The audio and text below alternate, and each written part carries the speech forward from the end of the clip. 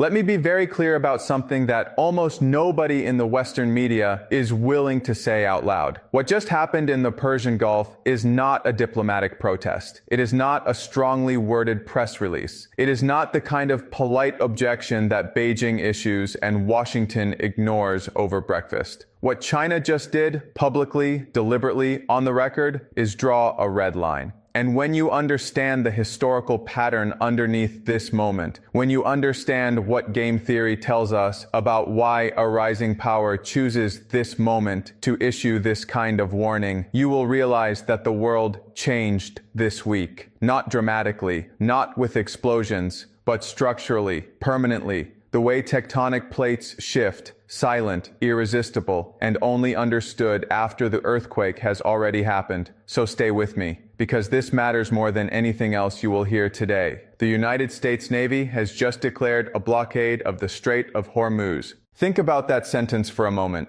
The Strait of Hormuz, the narrow throat of water through which roughly 20% of the world's daily oil supply passes, is now under American military control. Washington calls it a maritime exclusion zone. Iran calls it piracy. But here is the question that neither side wants you to ask. What does China call it? Because China imports approximately 50% of its crude oil from the Persian Gulf.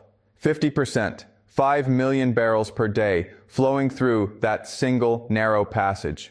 And when the United States Navy announced that any vessel entering or departing the blockaded area without American authorization is subject to interception, diversion, and capture, those words were not aimed at Iran alone. Those words landed in Beijing like a fist on a table. Because what Washington just demonstrated in real time with warships and kill zones and notices to seafarers is that it has the power to strangle the Chinese economy simply by closing a body of water on the other side of the planet. This is the lesson China is learning right now.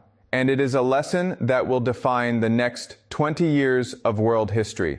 Let me give you some historical context, because that is the only way to understand what is actually happening. In 1991, China watched the United States destroy Saddam Hussein's military in 43 days. The People's Liberation Army was stunned.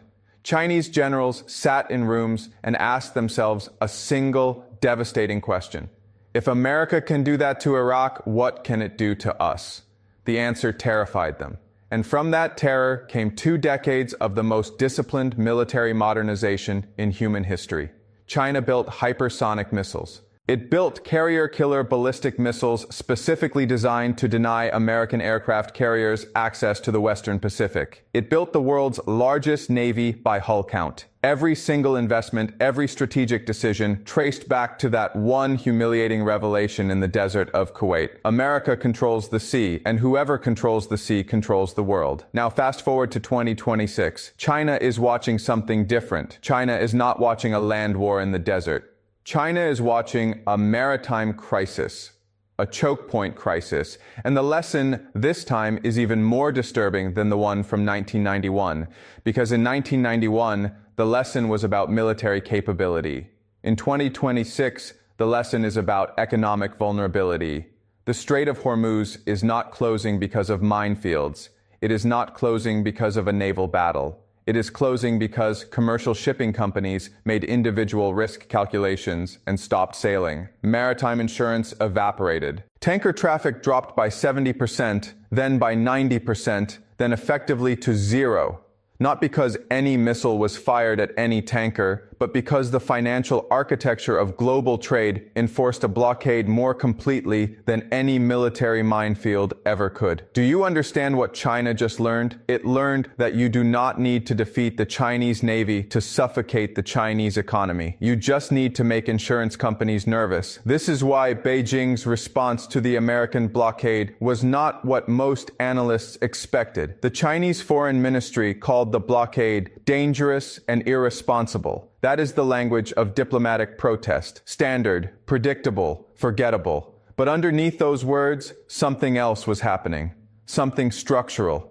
Something that requires you to understand how great powers actually communicate. Great powers do not telegraph their real intentions through press conferences. They telegraph them through movements, through deployments, through the quiet repositioning of assets that only intelligence analysts and careful historians notice. And what China has been doing, quietly, methodically, for months, is building exactly the kind of sovereign energy infrastructure that would allow it to operate independently of Western financial systems in precisely this kind of crisis. State-backed maritime insurance mechanisms, a commercial fleet of over 4,000 internationally trading vessels, control of 46% of global commercial shipbuilding capacity, a strategic petroleum reserve calculated to cushion disruptions of exactly this duration. China did not build all of that by accident. China built all of that because it knew this moment was coming. And the fact that it knew this moment was coming tells you something important about how Beijing thinks. It tells you that China has been doing the same game theory calculation that any serious strategic analyst should have been doing.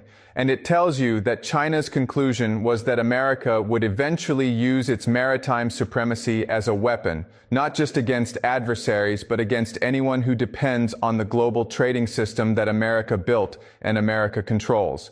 Now, here is where it gets interesting. Here is where the pattern becomes visible. There is a concept in game theory called the credibility trap. It works like this. A dominant power establishes rules for an international system. Other players accept those rules because the dominant power enforces them fairly and predictably. But over time, as the dominant power faces relative decline, it becomes tempted to use those rules selectively, to enforce them against enemies and bend them for allies.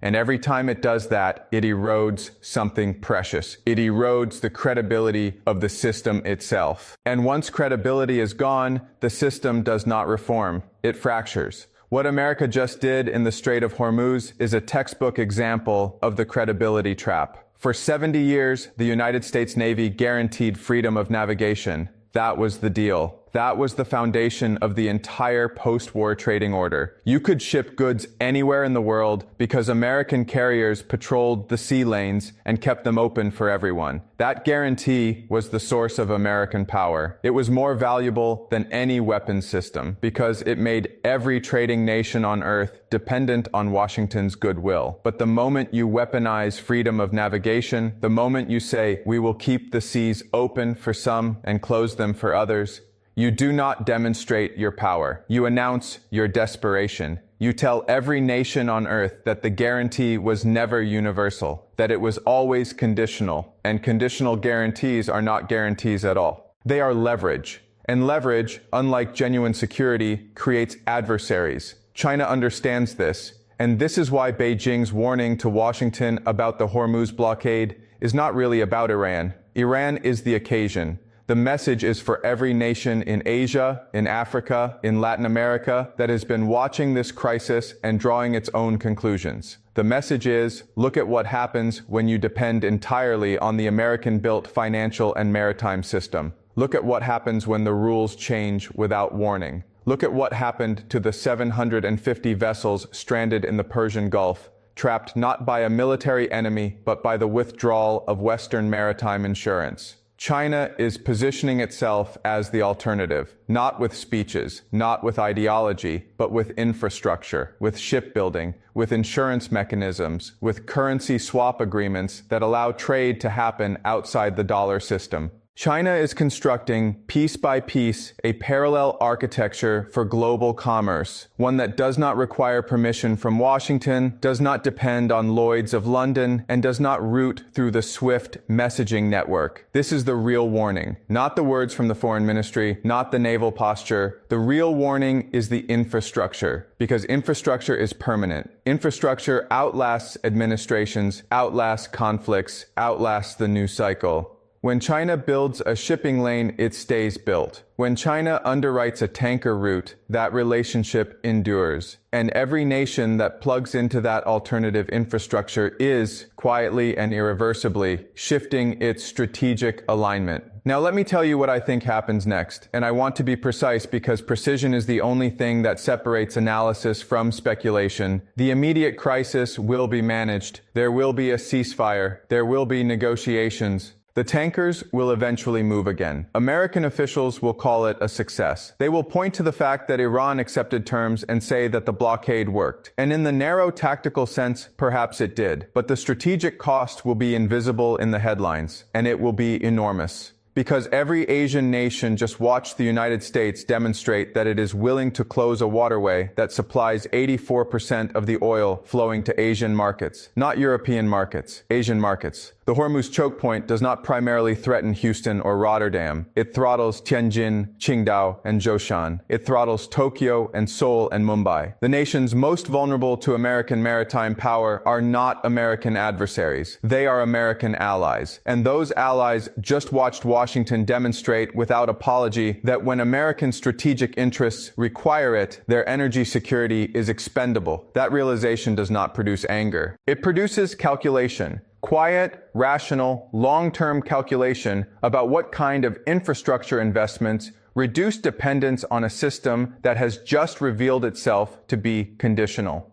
Alfred Thayer Mahan, the great American naval strategist, understood something that most modern strategists have forgotten. He wrote extensively about how dependence on sea lines of communication creates strategic vulnerability. He understood that sea power was not just about projecting force. It was about controlling the economic arteries of civilization. Whoever controlled those arteries controlled the fate of nations. America built its entire post-war hegemony on Mahan's insight. It became the guarantor of global sea lanes and extracted enormous strategic benefit from that role. Every nation that traded, every manufacturer that shipped containers, every oil tanker that crossed an ocean, all of them were, in a sense, paying tribute to American power simply by operating within a system that required American goodwill to function.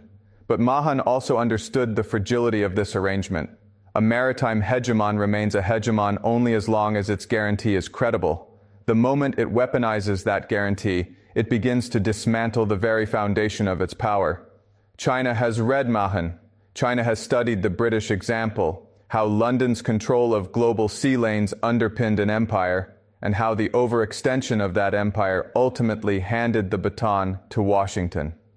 China is watching Washington make the same mistake that London made. And China is positioning itself not to fight the American system, but to offer the world an exit from it. That is what the Gulf crisis is actually about. Not Iran, not oil prices.